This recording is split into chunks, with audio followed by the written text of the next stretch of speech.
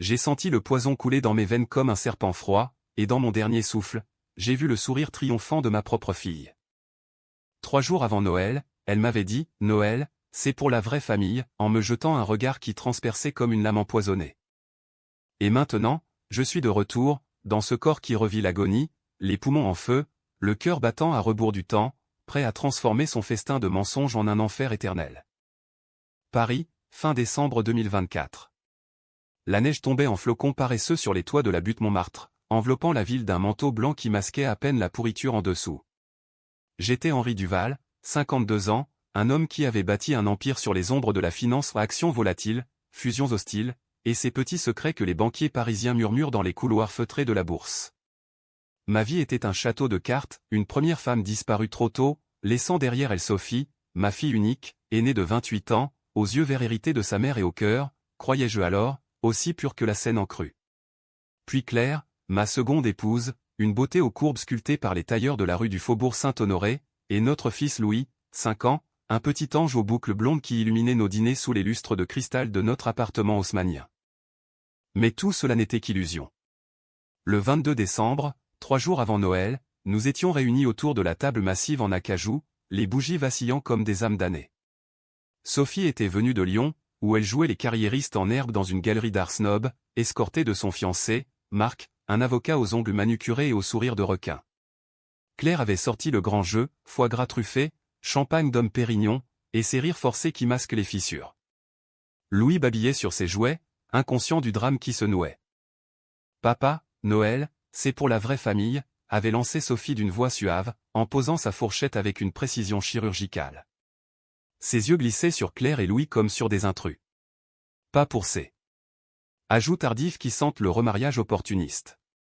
Maman serait déçue de te voir diluer notre sang avec ça. » Le silence était tombé, lourd comme un linceul.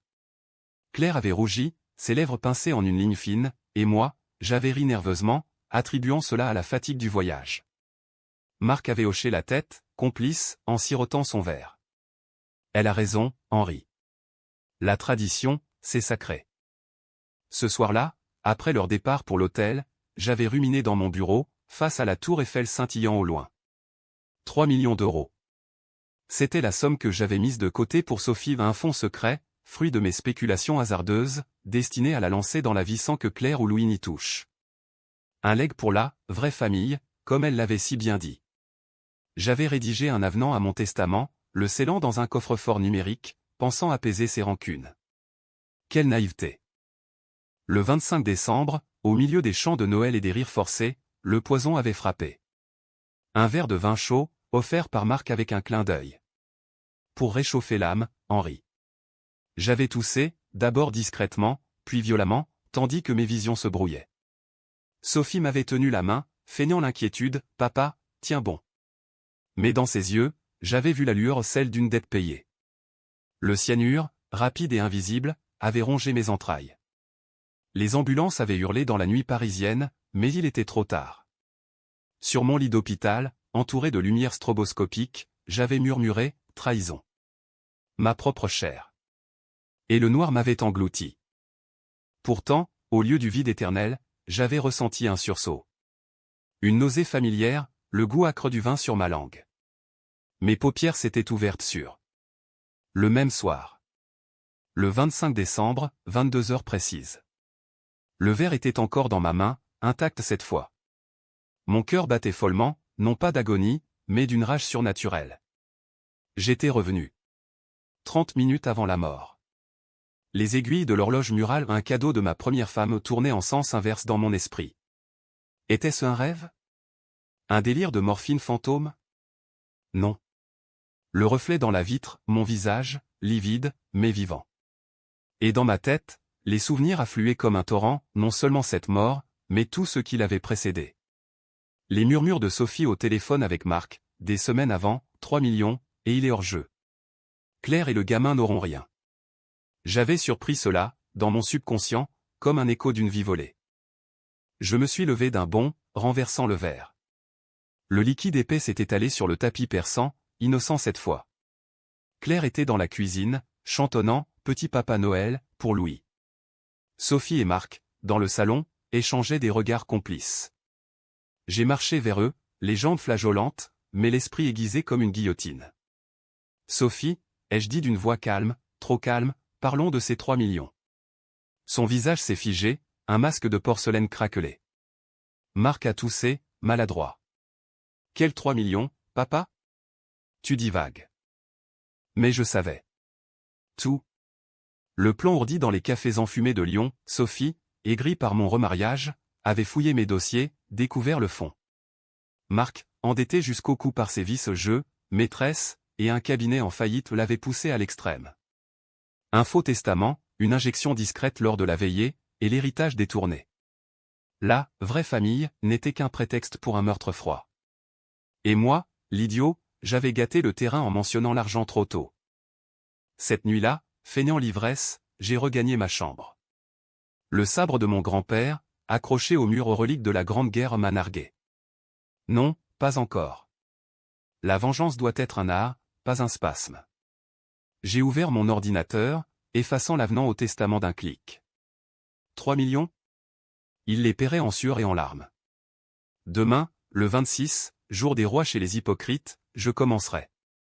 Par un appel anonyme à la police, signalant les dettes de Marc. Par une lettre à Sophie, ravivant le fantôme de sa mère, elle t'aurait haï pour cela. Le matin s'est levé gris, la neige fondant en flaques sales sur les boulevards. Sophie est entrée dans la cuisine, son téléphone à la main. Papa, j'ai rêvé que tu mourais. C'était horrible. Son ton, mi-affecté, mi-sondage. J'ai souri, un sourire de loup. Les rêves sont des avertissements, ma fille. Et les familles vraies. Elles se vengent. Les jours suivants ont été un balai macabre. J'ai contacté un privé, un ancien flic limogé pour corruption et ironie du sort, pour creuser le passé de Marc. Les rapports sont arrivés par mail crypté, dette de jeu à 500 000 €, une maîtresse enceinte à Marseille, et un historique de fraude fiscale. Sophie, elle, cachait son propre vice, une addiction aux opioïdes, financée par des prêts usuraires, qu'elle masquait derrière son job d'assistante de galerie. La vraie famille? Un nid de vipères. Le 28 décembre, j'ai décidé le premier coup. Lors d'un dîner, de réconciliation, que j'avais imposé, j'ai glissé une enveloppe à Marc. Pour tes dettes, mon gendre. Mêlis la clause, si tu touches à un cheveu de ma famille, tout est gelé. Dedans, un chèque de 100 000 €, et une photocopie de ses relevés bancaires frauduleux. Son visage s'est décomposé.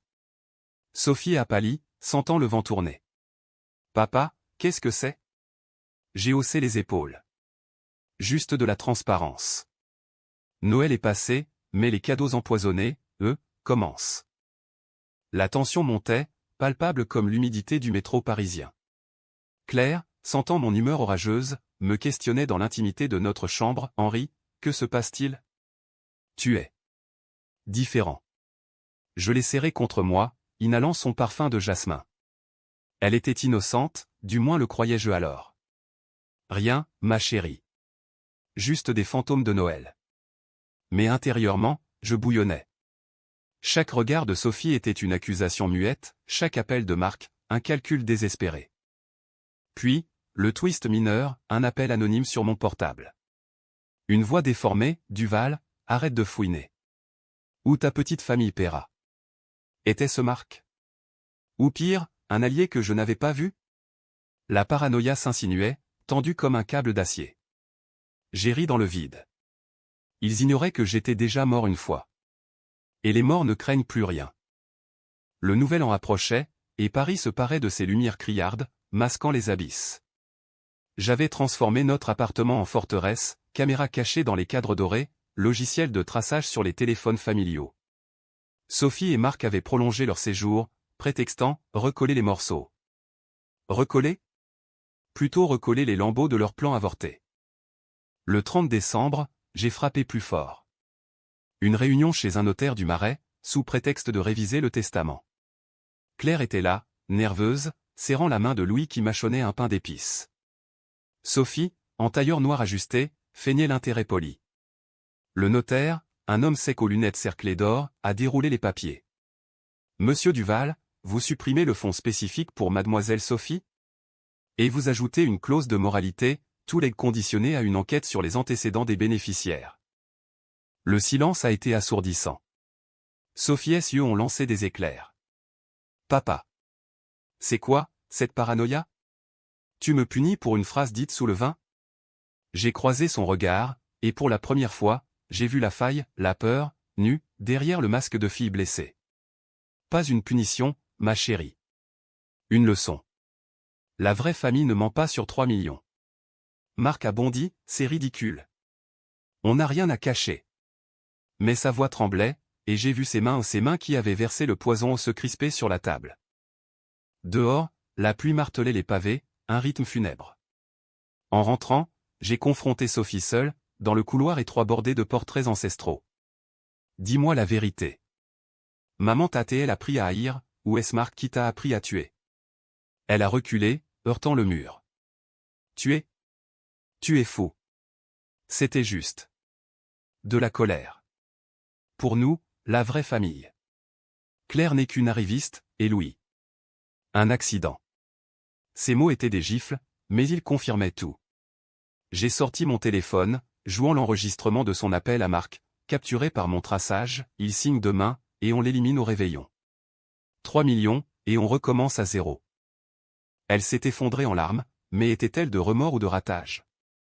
Papa, C'était pour nous venger. Tu nous as abandonnés après maman. Ce remariage, c'était comme si tu effaçais notre histoire. Vengeance? La mienne bouillonnait plus fort. J'ai murmuré, tu as raison. La vengeance est un plat froid. Et le mien est arctique. Cette nuit, les cauchemars m'ont assailli non pas des souvenirs de ma mort, mais des visions alternatives, Sophie enfant, courant dans les Tuileries, sa mère à mes côtés. Était-ce vraiment de la haine pure, ou un cri étouffé d'abandon? Non. Le poison n'excuse rien. Le lendemain, 31 décembre, j'ai orchestré le chaos. Un mail anonyme à l'ordre des avocats, les fraudes de Marc, avec preuves jointes. À 14 heures, son cabinet était perquisitionné. Il a appelé Sophie en pleurs, ils savent tout. C'est ton père, ce salaud. Elle est revenue furieuse, claquant la porte. Tu veux nous détruire? Pourquoi? Pour protéger ta catin et ton bâtard? Les mots étaient crus, controversés, déchirant le voile familial. Claire, entendant tout, a pâli. Henri, qu'est-ce qui se passe? Pour la première fois, j'ai douté. Était-ce vraiment la vraie famille que je défendais, ou juste une nouvelle illusion? Mais la rage l'a emporté. Ils ont essayé de me tuer, Claire. Pour de l'argent. Le soir du Nouvel An, feu d'artifice éclatait sur la scène, mais chez nous, c'était l'enfer. Marc, ivre de rage, a tenté de m'agresser dans le salon, son poing levé comme un marteau. J'ai esquivé, le sabre du grand-père à portée de main. Touche-moi, et tu finiras comme un criminel en fuite. Sophie a hurlé, arrêtez. Papa, je t'en supplie, on peut tout arranger. Les 3 millions. Je les rends, ou quoi que ce soit. Mais ses yeux trahissaient le calcul, un nouveau plan en gestation. J'ai ri, un rire théâtral, tendu comme un opéra de Verdi. Trop tard. La police est en route pour tes dettes, Sophie. Et pour le cyanure que Marc a acheté en ligne, oh oui, j'ai les logs. Le twist a frappé alors, Claire, pâle comme un spectre, a avoué, Henri, J'ai surpris leur murmure. J'ai hésité à te dire, par peur de briser la famille.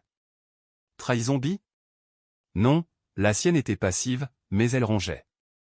J'ai senti le sol se dérober. Étais-je le monstre maintenant, ou eux?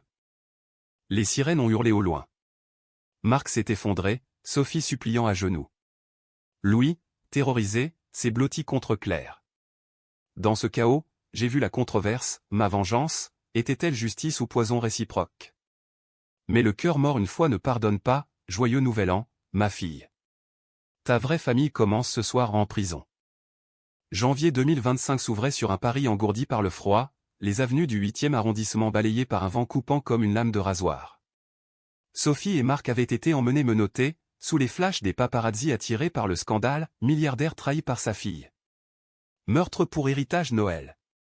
Les journaux titraient en majuscules grasses, et mon nom au Duval splashé partout, de Libération à Le Figaro.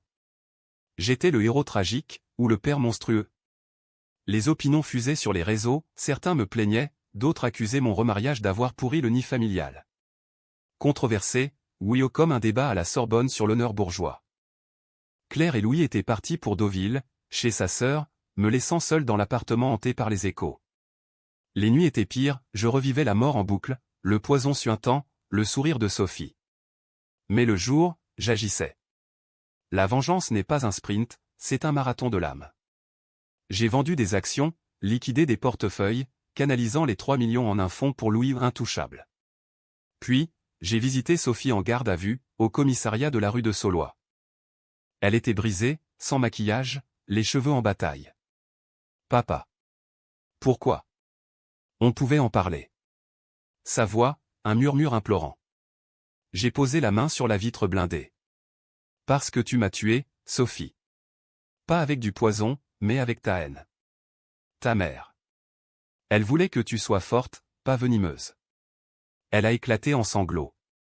C'était Marc. Il m'a forcé.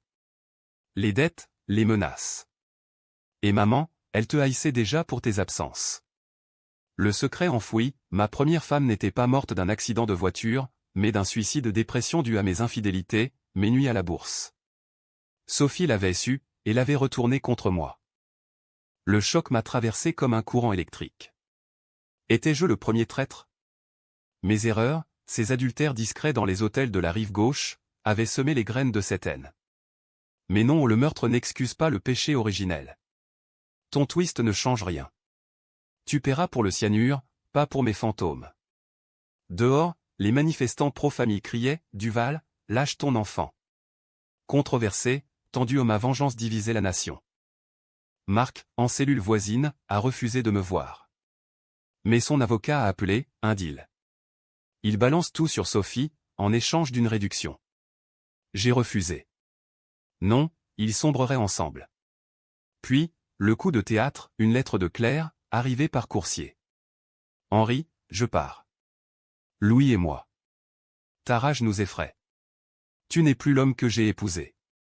Trahison numéro 3. Elle avouait avoir détourné 200 000 € de notre compte commun, pour sécuriser l'avenir. La vraie famille s'effritait de partout. J'ai sombré dans une fureur noire, brisant un vase Ming dans le salon. Étais-je revenu pour ça? Pour détruire tout ce que j'aimais? Non. La réincarnation ou quel que soit ce miracle maudit l'exigeait plus. J'ai loué un jet pour Lyon, ville de Sophie, fouillant sa galerie. Là, le vrai secret, des toiles volées, un réseau de trafic d'art financé par mes fonds détournés.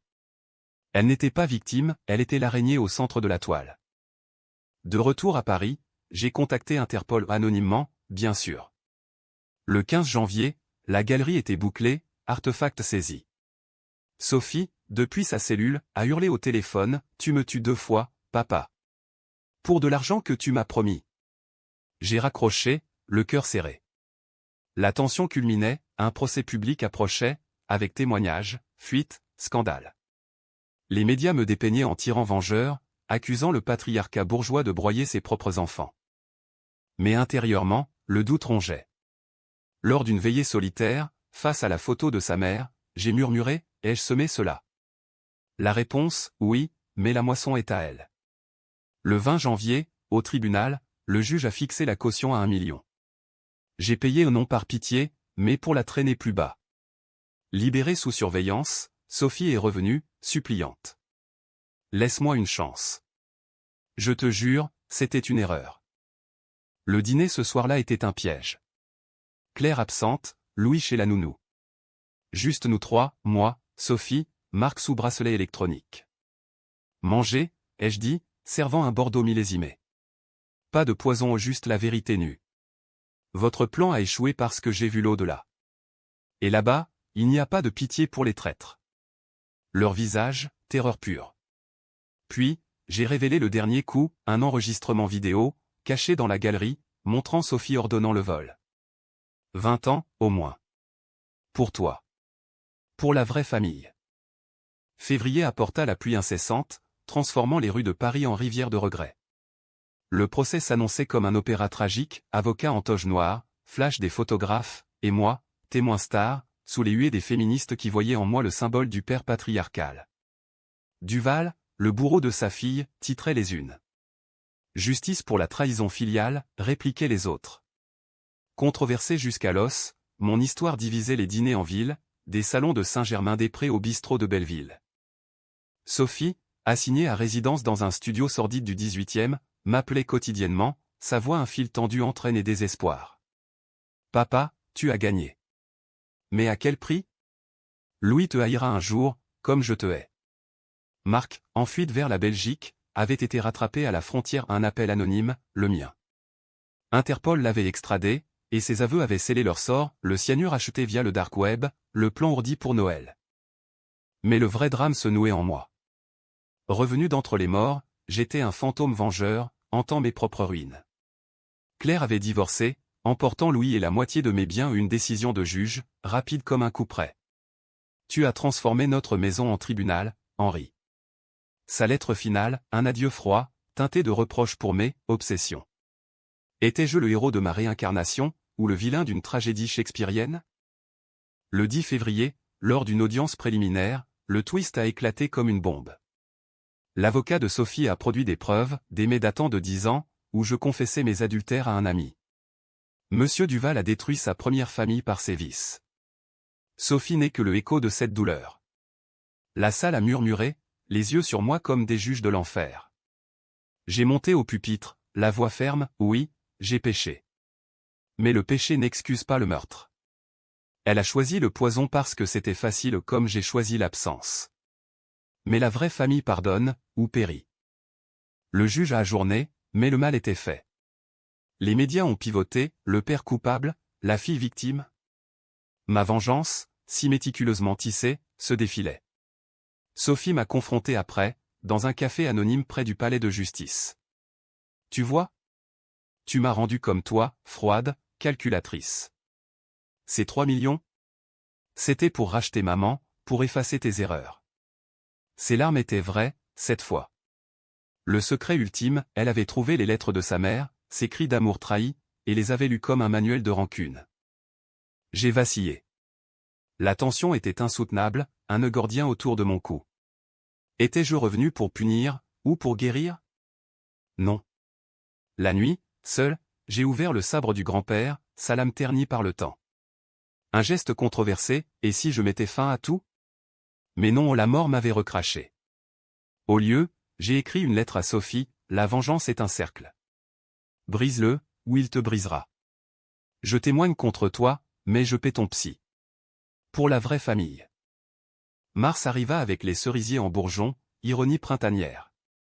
Le procès culmina le 15, témoignages accablants, expert toxicologue confirmant le cyanure. Marc s'est effondré, balançant Sophie, c'était son idée. Elle haïssait Claire plus que tout. Sophie, en larmes, a imploré, « Papa, dis la vérité. C'était pour nous venger de toi. » J'ai marché jusqu'au micro, le cœur en lambeaux. Oui. J'ai failli à mon rôle. Mais le meurtre. C'est le mien que vous avez tenté. 20 ans, Sophie. Pour que tu apprennes. Le verdict, 20 ans pour elle, 15 pour lui, avec sursis partiel pour bonne conduite. Dehors, la foule hurlait au pour ou contre, je ne distinguais plus. Ma vengeance accomplie, mais vide comme un tombeau profané. Avril 2025, Paris fleurissait en un mensonge verdoyant, masquant les cicatrices hivernales. Sophie incarcérée à Fleury-Mérogis, Marc en attente d'extradition pour fraude supplémentaire. Les 3 millions ? Gelés dans un trust pour Louis, avec une clause, éducation, pas vengeance. Claire m'avait bloqué, Louis un fantôme dans des photos volées. Ma vie, un appartement vide, des nuits hantées par des « et si ?» Le twist final m'a frappé comme un retour de flamme. Une lettre de prison, manuscrite, tremblante, « Papa, en cellule, j'ai lu les lettres de maman. Tu l'aimais, à ta façon tordue. Moi aussi, je t'aime malgré tout. Pardonne-moi. Où est moi, mes vies ? Des larmes ont coulé, les premières depuis ma mort. Était-ce la fin ? Non. La réincarnation n'offre pas de happy end hollywoodien, elle offre une seconde chance, controversée, tendue. J'ai visité Sophie le 20 avril, sous un ciel plombé. La vitre entre nous, comme un mur de vérités inavouées. J'ai détruit tout, hein, ai-je dit. Elle a hoché la tête. On s'est détruit mutuellement. Mais Louis. Protège-le de nous. Pour la première fois, un sourire fragile, vrai. La vraie famille, c'est peut-être ça, les ruines qu'on reconstruit. Dehors, j'ai marché le long de la Seine, l'eau miroitant les lumières naissantes. J'ai contacté Claire, reviens. Pas pour moi, pour nous guérir. Elle a hésité, mais un « oui » timide a suivi. Louis rira bientôt dans ses murs. Ma vengeance? Un plat froid, oui, mais réchauffé par le remords. J'ai vendu l'Empire, investi dans une fondation pour victimes de trahison familiale ou ironie thérapeutique. Paris, ma ville impitoyable, m'avait vu mourir et renaître. Et dans ce cycle, j'ai choisi la vie, imparfaite, controversée, mais vraie.